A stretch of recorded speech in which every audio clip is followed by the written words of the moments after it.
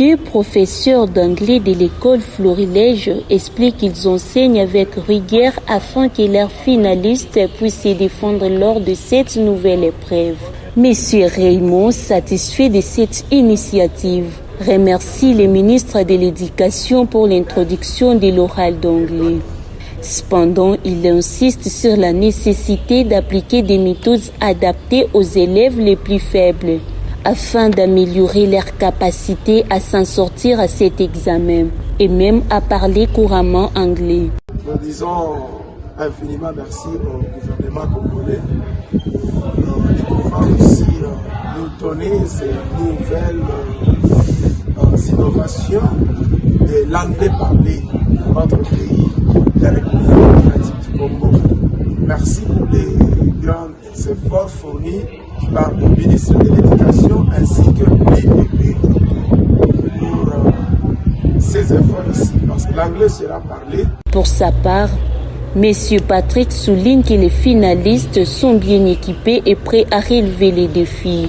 Il a adressé un mot d'encouragement aux finalistes, les invita à aborder cette épreuve avec confiance. Nous sommes tellement très contents pour l'initiation de l'examen de l'anglais oral.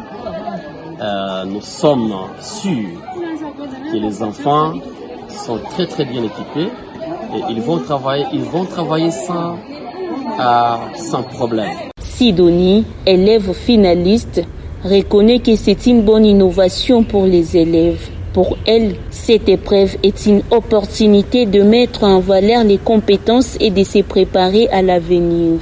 Hello, my name is Kaite Sidonie.